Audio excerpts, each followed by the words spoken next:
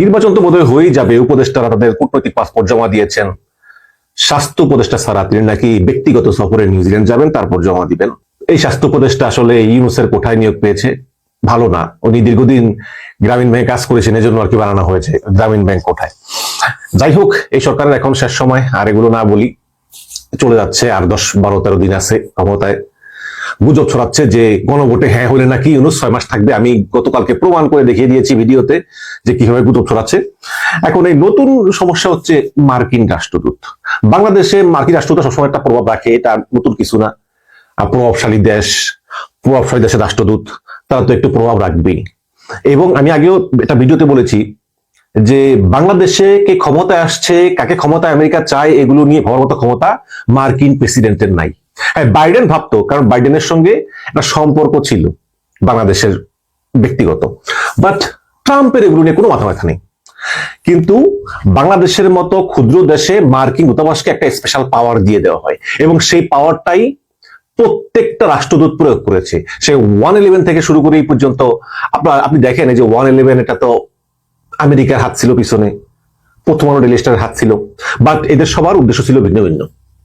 যেমন টাইম ম্যাগাজিনে একটা ইন্টারভিউ দিয়েছেন তারেক রহমান সম্প্রতি, সেখানে প্রশ্ন করা হয়েছিল যে তৎকালীন রাষ্ট্রদূত, সম্ভবত ওনার নাম জেমসে মরিয়ার্টি, তিনি তার বার্তা দিয়েছেন মার্কিন পররাষ্ট্র মন্ত্রণালয়ে। প্রত্যেকটা রাষ্ট্রদূত কিন্তু নিয়মিত পররাষ্ট্র মন্ত্রণালয় তার বার্তা পাঠান। এখানে গোপন খবর, তারপরে মতামত, এগুলো থাকে। তো সেখানে এই তৎকালীন মার্কিন রাষ্ট্রদূত জেমসে মরিয়ার্টি, তিনি তার বার্তা দিয়েছেন যে তারেক রহমান দুর্নীতিগ্রস্ত এবং তিনি বাংলাদেশের গণতন্ত্রের জন্য ক্ষতিকর।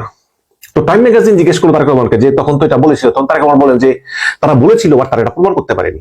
এটাও সত্য, প্রমাণ করতে পারেনি, আর প্রমাণ করার দায়িত্ব কিন্তু আমেরিকার না। এবং এটা বলাই বাহুল্য যে তারেক রহমানের বিরুদ্ধে ওই সময় যে অভিযোগ, এগুলো আসলে আমেরিকা করেছিল, কারণ আমেরিকা আওয়ামী লীগকে ক্ষমতায় দেখতে চেয়েছিল। হ্যাঁ, তো বাংলাদেশের মতো দেশে মার্কিন রাষ্ট্রদূতরা আসলে আগে থেকেই যা চাইতো, একটা পর্যায়ে সেটা হতোই, সেটা গণ আন্দোলনের মাধ্যমে হোক বা সেটা অন্য কোনো মাধ্যমে হোক। তাই বলে কিন্তু এটা বলতেছি না আমি যে এই গণ আন্দোলনে মার্কিন প্রভাব ছিল, মোটেও না। বাট আমেরিকা যা চেয়েছিল তাই হচ্ছে, আমি সে বিষয়ে আসবো। প্রথমে আসি পিটার হাস দেখেন, খুব নিরিবিলি, চুপচাপ, কথা কম বলে, কিন্তু তিনি অনেক চেষ্টা করেছেন শেখ হাসিনাকে সরানোর জন্য, অনেক। তিনি বিএনপিকে বারে বলেছেন আন্দোলনের নামও, এছাড়া কোনো উপায় নেই, বারে বলেছেন একটা পপুলার আপরাইজিং, কিন্তু বিএনপি ব্যর্থ হয়েছে। জামাতকে বলেছেন বারবার আন্দোলন নামও, জামাত ছোট দল, কি করবে, চেষ্টা করেছে, তাও ব্যর্থই হয়েছে বলা যায়। তারপর পিটার হাস সরে গেলেন, সরে যাওয়ার পর বানানো হলো ট্রেসি এন্ড জ্যাকবসন নামে ভদ্রমহিলাকে। তিনি তো এর সঙ্গে বৈঠক করেন, তারেক রহমানের সঙ্গে গিয়ে লন্ডনে বৈঠক করেন। পাশাপাশি ওই ব্রিটিশ হাইকমিশনার সারা কুক, তিনিও আবার ওই লন্ডনে যান, আবার ভারতে গেলেন। এইরকম তৎপরতা আছে। তো এরপর আবির্ভাব হলো এক দীর্ঘদেহী বেন্ট ক্রিস্টেনসেন, নতুন রাষ্ট্রদূত, এবং তিনি আগের সকল রাষ্ট্রদূতের চাইতে অনেক বেশি অ্যাগ্রেসিভ। আগের যে রাষ্ট্রদূত ছিল ড্যান ডাব্লিউ মজিনা, আশরাফুল বলতেন, ওই যে আওয়ামী লীগের সাধারণ সম্পাদক, কাজের বেটি মর্জিনা। আবার পিটার হাসকে আপনার ওই গাড়ি আটকিয়ে ছাত্রলীগের হামলার চেষ্টা, ওই তুলির বাসায়ের সামনে শাহিনবাগে। আবার ওই যে মার্শিয়া বার্নিকট, কালো ভদ্রমহিলা, তিনি যখন রাষ্ট্রদূত ছিলেন তাকে পর্যন্ত হামলা করেছে ছাত্রলীগের লোকেরা, নেতাদের ছিল জাহাঙ্গীর কবির নানক। কিন্তু এই বেন ক্রিস্টেনসেন এইরকম না। যখন সিনেটে শুনানি হয়, মার্কিন সিনেটে, যে কে হবে বাংলাদেশের রাষ্ট্রদূত, তখন তার ইন্টারভিউ নিয়েছিল, এবং সেখানে জিজ্ঞেস করা হয়েছিল যে আপনাকে কেন আমরা বাংলাদেশের রাষ্ট্রদূত নিয়োগ করব। তিনি বলেছিলেন যে বাংলাদেশ থেকে আমি চীনের ফুটপ্রিন্ট কমিয়ে দেব, এবং আমার টার্গেটই হবে এটা। যে কথা সেই কাজ। বাংলাদেশে এসেই তিনি কথা বললেন নিরাপত্তা উপদেষ্টা খলিলুর রহমানের সঙ্গে। সেখানে খলিলুর রহমানকে বললেন যে আমেরিকার সঙ্গে তোমাদের সম্পর্ক আরো ঘনিষ্ঠ করতে চাই, ব্যবসা বাণিজ্য ঘনিষ্ঠ করতে চাই, একদম ট্রাম্প স্টাইলে। চীনের ফুটপ্রিন্ট এই অঞ্চল থেকে কমাতে হবে। তারপরে দেখা করলেন ডক্টর ইউনূসের সঙ্গে, ও তার আগে কিন্তু রাষ্ট্রপতির সঙ্গে দেখা করে পরিচয়পত্র দিয়েছিলেন, রাষ্ট্রপতি চুপুর সঙ্গে দেখা করে। তো তারপর এই বেন্ট ক্রিস্টেনসেন সাংবাদিকদের সামনে সরাসরি বললেন যে আমি ডক্টর ইউনূসকে অবহিত করেছি যে চীনের সঙ্গে আপনাদের সম্পর্ক বৃদ্ধি হলে আপনারা কি কি ক্ষতির মুখে পড়বেন, ঝুঁকির মুখে পড়বেন। ঝুঁকির মুখে বলতে কি বোঝেন? আমি বুঝি যে আমেরিকা অ্যাকশন নেবে। আমেরিকান কত অ্যাকশন আছে, আমেরিকান স্যাংশন, আমেরিকার তারপরে বাণিজ্য, তারপরে যুদ্ধ, কত কিছু আছে। আপনি যদি আমেরিকার বিরুদ্ধে যুদ্ধ ঘোষণা করেন, হ্যাঁ, আপনি শুধু ওই দেশটার বিরুদ্ধে কিন্তু না, আপনি দেশটার যে প্রচলিত সিস্টেম, আপনি বিশ্বের একটা পরাশক্তির বিরুদ্ধে যাচ্ছেন, যারা বিশ্বের শ্রেষ্ঠ ক্ষমতা সম্পন্ন। আপনি তাদের যে মুদ্রা ব্যবস্থা ডলার, সেই ডলারের বিরুদ্ধে যাচ্ছেন। আপনি তাদের যে টেকনোলজি, আপনি ফেসবুক, গুগল, মেটা, অ্যামাজন, পেপল, সবকিছুর বিরুদ্ধে যাচ্ছেন। এত সহজ না বিষয়টা। এখন সেই ব্যান ক্রিস্টেনসেন তারপর দেখা করেছেন তারেক রহমানের সঙ্গে, দেখা করেছেন জামাতের আমির শফিকুর রহমানের সঙ্গে, দেখা করেছেন গতকালকে সেনাবাহিনী প্রধান ওয়াকারুজ্জামানের সঙ্গে, আজকে দেখা করেছেন নৌবাহিনীর প্রধানের সঙ্গে, একটু পরে হয়তো বিমান বাহিনীর প্রধানের সঙ্গে দেখা করতে পারেন। এই যে একটা ম্যারাথন সাক্ষাৎকার, সবার সঙ্গে সাক্ষাৎ করতেছে, দেখা করতেছে, এর ভিতরে কিন্তু একটা বার্তা আছে। কি বার্তা? আমি আছি, শক্তভাবে আছি, সবকিছু দেখছি, যা চাইবো তাই করতে হবে। এবং এই ধরনের সরকার যদি চায় তাহলে তো আসলে মানে বাংলাদেশের মতো ক্ষুদ্র দেশ, যাদের গার্মেন্ট শিল্প বেশিরভাগই আমেরিকাতে রপ্তানি হয়, তাদের আসলে আর কিছু করার থাকে না। এখন আমরা সম্প্রতি ফাঁস হওয়া একজন কূটনীতিকের তার বার্তায় আমরা দেখতে পাচ্ছি যে আমেরিকার ধারণা বিএনপি ক্ষমতায় আসলে তারা নিজেরাই দুর্নীতি করতে করতে নিজেরাই শেষ হয়ে যাবে, তারপর জামাতের চান্স আছে। তার মানে ওই ফাঁস হওয়া তার বার্তা থেকে একটা বক্তব্য পাওয়া যায় যে আমেরিকা হয়তোবা জামাতকে ক্ষমতায় দেখতে চায়। যদিও মার্কিন রাষ্ট্রদূত বেন ক্রিস্টেনসেন বলেছেন সব জায়গায় বাংলাদেশে কোন দল ক্ষমতায় আসবে সে সিদ্ধান্ত বাংলাদেশের জনগণই নিবে, কিন্তু পুরোটা কি জনগণ নেয়? আমেরিকা বিভিন্ন সময় দেখেছি যে রেজিম পরিবর্তনের সঙ্গে তারা জড়িত থাকে।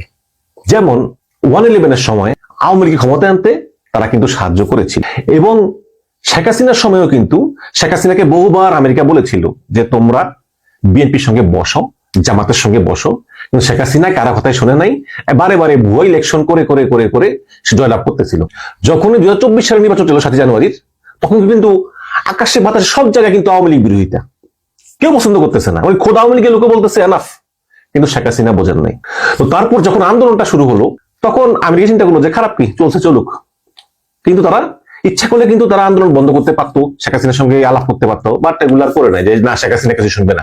এবং শেখ হাসিনা ওটা মেন্টালিটি যে উনি বৃদ্ধ হয়ে গেছে, ঘাউরা, ওনার ভিতর আসলে ওই পলিটিক্যাল কোনো মেন্টালিটি নেই। পলিটিক্স মানেই মাঝে মধ্যে রাগ, মাঝে মধ্যে সমঝোতা, ওনার মধ্যে এগুলো আর নাই, কাজ করে না, যেটা তার ছেলে সজীব ওয়াজেদ কিন্তু টের পেয়েছে। এই জন্য এখন মা ছেলের দ্বন্দ্ব, সেটা আমি ভিন্ন ভিডিওতে বলেছি। তো ফিরে আসি মার্কিন রাষ্ট্রদূতের প্রসঙ্গে। তারা যেটা চায় তারা সেটা ছলে বলে কৌশলে আগে করতো, এখন ডাইরেক্ট স্পষ্ট। ট্রাম্পের অধীনে এখন আর কোনো কৌশল নেই, এখন সরাসরি যে আমরা চাই বাংলাদেশ এভাবে চলুক, এভাবে চলুক। এবং ওই যে আগে গত ট্রাম্পের আমলে ভারতের চোখ দিয়ে বাংলাদেশকে দেখতো, এখন ভারত বাদ, চায়না বাদ, বাংলাদেশ চলবে সরাসরি আমেরিকা যেভাবে চাইবে।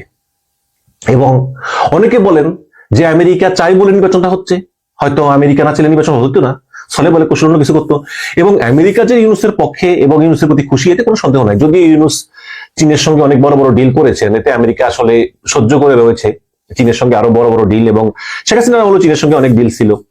এবার দেখেন যে শুল্কতে 20% শুল্ক বসিয়েছে। আবার দেখেন 9 ফেব্রুয়ারি নতুন ঘোষণা হচ্ছে, সেখানে বলা হয়েছে যে আসন্ন 9 ফেব্রুয়ারি ওয়াশিংটনে বাংলাদেশ এবং যুক্তরাষ্ট্রের মধ্যে একটি ঐতিহাসিক বাণিজ্য চুক্তি স্বাক্ষরিত হতে যাচ্ছে, যা দুই দেশের অর্থনৈতিক সম্পর্কে নতুন মাত্রা যোগ করবে। বাণিজ্য সচিব মাহবুর রহমান নিশ্চিত করেছেন যে এই চুক্তির অধীনে মার্কিন তুলা ব্যবহার করে উৎপাদিত বাংলাদেশি তৈরি পোশাক যুক্তরাষ্ট্রের বাজারে শুল্ক মুক্ত সুবিধা পাবে। মানে আমেরিকার তুলা ব্যবহার করে আমরা কিন্তু সবচেয়ে বেশি তুলা আনি ভারত থেকে, সস্তা, গুদাম খরচ কম। কিন্তু যদি মার্কিন তুলা ব্যবহার করি, একটু এক্সপেন্সিভ অবশ্যই, ওইখান থেকে কিনে আবার জাহাজে করে আনতে হয়, কিন্তু সেই তুলায় উৎপাদিত পোশাক আমেরিকার বাজারে শুল্কমুক্ত সুবিধা পেলে এটা তো অনেক অনেক ভালো। এটা তাহলে ওখানে খরচ বেশি হলে এখানে পুষিয়ে যাবে। পাশাপাশি বাংলাদেশের উপর আরোপিত 20% পাল্টা শুল্ক হার কমিয়ে 15% নামিয়ে আনারও সম্ভাবনা রয়েছে। তো এটা যদি হয়তো ভালোই। তো আমেরিকা চায় আর কি এটা, যে মানে এমন বিশ্ব ব্যবস্থা যে আমরা যা বলবো তাই করতে হবে।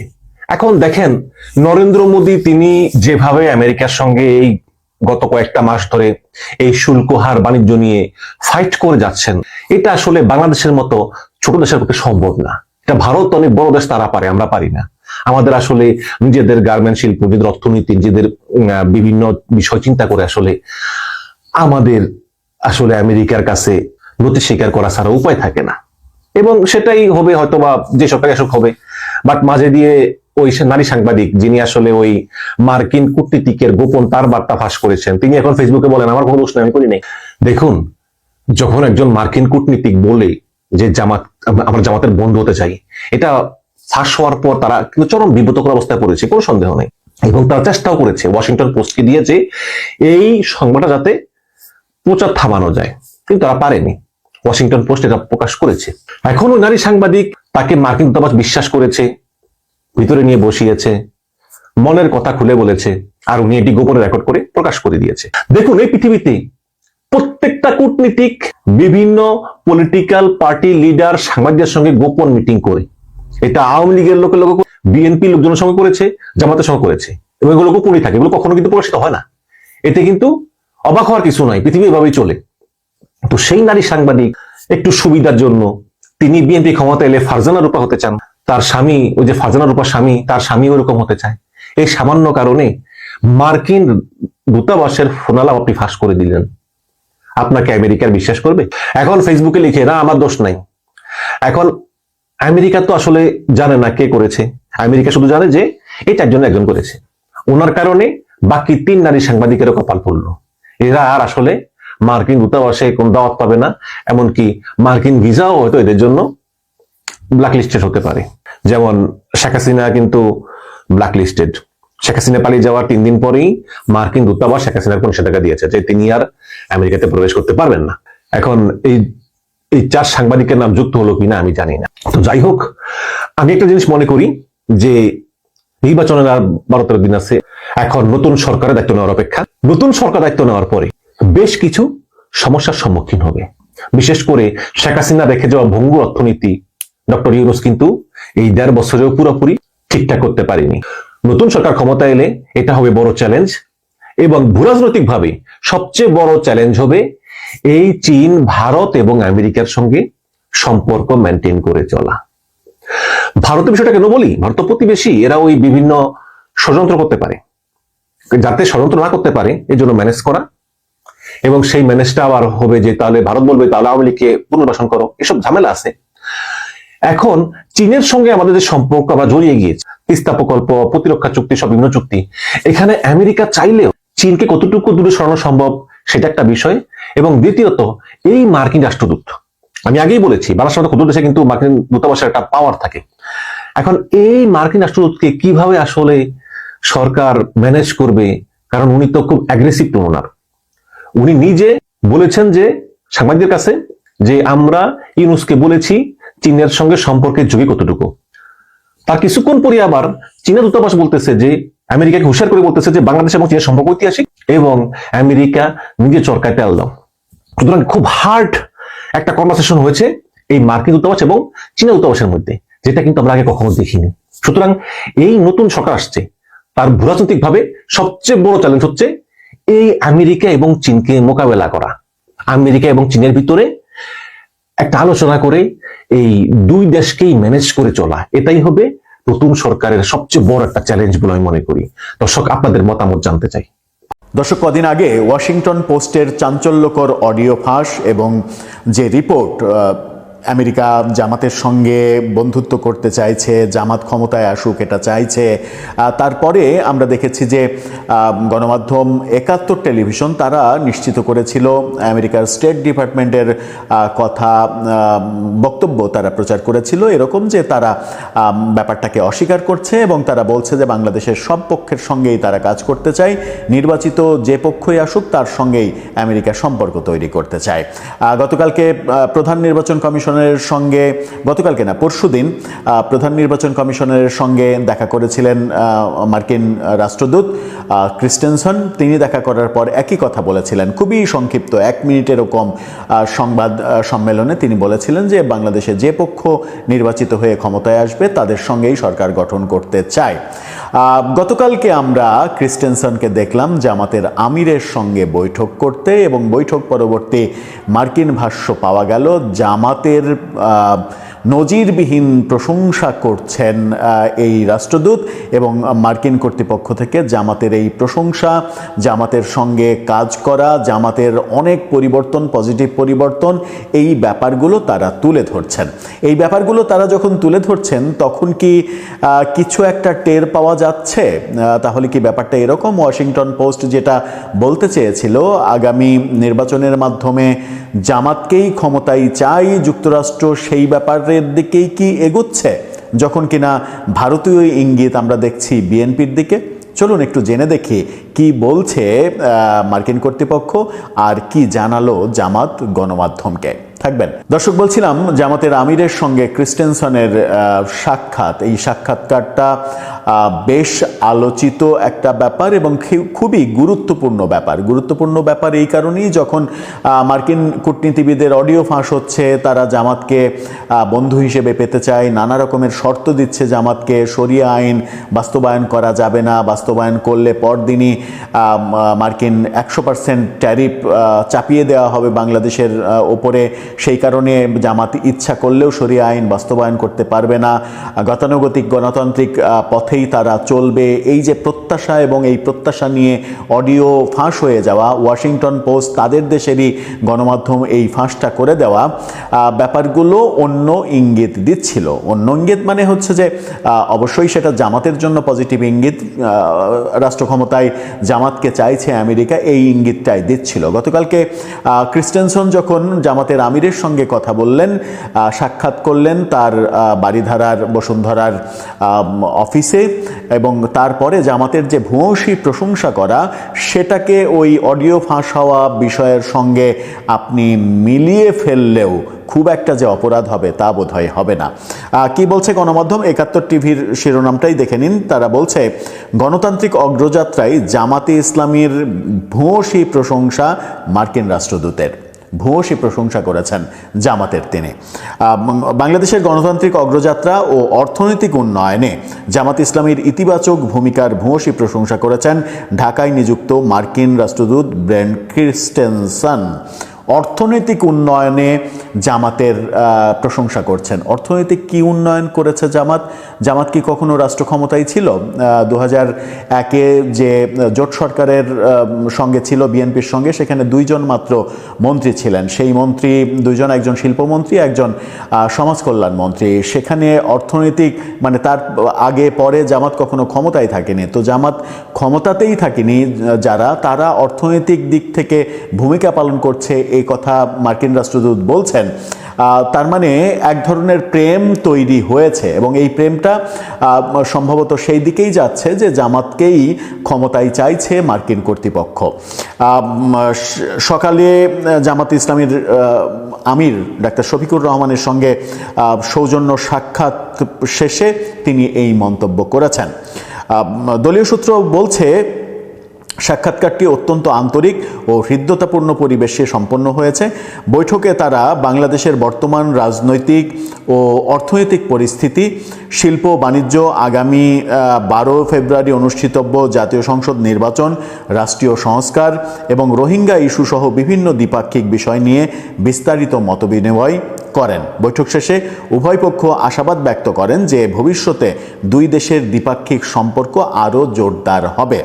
মার্কিন রাষ্ট্রদূতের সঙ্গে এই সফরে ছিলেন দূতাবাসের political economic consular Eric Gilman, public officer Monica L Shie, political officer James Stewart ও পলিটিক্যাল স্পেশালিস্ট ফিরোজ আহমেদ। অন্যদিকে জামাত আমিরের সঙ্গে ছিলেন সহকারী সেক্রেটারি জেনারেল। এই যে মিটিং হলো, এবং মিটিংয়ে মার্কিন রাষ্ট্রদূত তিনি বললেন, জামাতের ভূয়সী প্রশংসা করলেন এবং জামাতের গণতান্ত্রিক অগ্রযাত্রা এবং অর্থনৈতিক উন্নয়নে জামাত ইসলামের ভূমিকা নিয়ে যখন কথা বললেন, যে দলটা রাষ্ট্র ক্ষমতাতেই যায়নি কখনো, তারা অর্থনৈতিক উন্নয়ন বাংলাদেশে কিভাবে করেছে, নাকি ওই জামাতের লোকজন যে কথাটা আলোচনা হচ্ছে যে জামাতকে আমেরিকার পছন্দ এই কারণেই যে জামাতের ম্যাক্সিমাম নেতা উচ্চশিক্ষিত এবং তারা ব্যবসা বান্ধব, ব্যবসাটা ভালো বোঝে, যারা ব্যবসা ভালো বোঝে তাদের সঙ্গে যে কোনো বড় দেশেরই কাজ করতে সুবিধা হয়। সেই দিক থেকে ব্যবসায়ী যেহেতু জামাতের নেতারা অনেকেই, এবং বাংলাদেশে অনেক বড় বড় প্রতিষ্ঠান রয়েছে জামাতের ব্যবসায়ীদের, সেই কারণেই কি অর্থনৈতিক উন্নয়নে ভূমিকার কথা বলছেন ব্রেন ক্রিস্টেনসন, নাকি তিনি মানে ভুলেই গেছেন যে এই দলটি কখনো বাংলাদেশের রাষ্ট্র ক্ষমতায় যায়নি, রাষ্ট্র ক্ষমতায় না গেলে অর্থনৈতিক উন্নয়ন করা দেশের কোনো রাজনৈতিক দলের পক্ষে সম্ভব কিনা। আমি জানি না কিভাবে কি করলেন, তবে ওয়াশিংটন পোস্টের ওই লিক হওয়া যে অডিও, সেই অডিও যে বার্তা দিচ্ছে সেই বার্তা অনুযায়ী পরবর্তী প্রেক্ষাপটগুলো চলছে বলেই মনে হচ্ছে। এদিকে ভারত বার্তা দিচ্ছে বিএনপির পক্ষে, বিএনপিকে তারা পরবর্তীতে ক্ষমতায় চায় এবং তারেক রহমানের নেতৃত্বে বাংলাদেশের সঙ্গে নতুন করে সম্পর্ক তৈরি করতে চায় তারা। এরকম বার্তা যখন ভারত থেকে দিচ্ছে, তখন আমেরিকার বার্তাটা একেবারেই ভিন্ন, এবং ভারত আমেরিকা দুই দেশের বার্তা যদি ভিন্ন হয়, সেটা বাংলাদেশের জন্য খুব একটা সুখকর হবে বলে মনে হয় না। দর্শক, আপনার কি মনে হয়? কিছু কি বোঝা যাচ্ছে? আপনার মতামত জানিয়ে লিখতে পারেন আমাদের কমেন্ট বক্সে।